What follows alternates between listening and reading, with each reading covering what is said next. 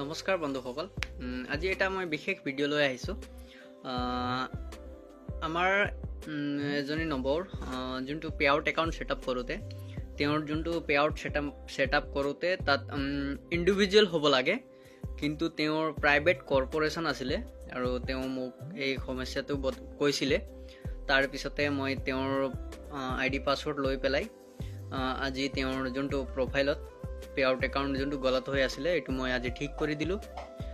এই চাই লওক, আপোনালোকে স্ক্ৰীনশ্বট চাই লওক। এইটো যোনটো স্ক্ৰীনশ্বট চাইছে এইটো আগতে আছিলে, মই বনোৱাৰ আগতে তেওঁৰ প্ৰব্লেম এনেকুৱা হৈ আছিলে। আৰু এইটো আৰু এটা স্ক্ৰীনশ্বট চাই লওক, এইটো আজি মই বনাই তেওঁৰ কমপ্লিট কৰি মই তেওঁক আই ডি পাছৱৰ্ড ঘূৰাই দিলোঁ। এইটো চাই লওক। আপোনালোকৰো কিবা সমস্যা আছে যদি আপোনালোকে মোক কণ্টেক্ট কৰিব পাৰিব আৰু আপোনালোকৰ যিকোনো সমস্যা মই সমাধান কৰিম বুলি মই ভাবোঁ।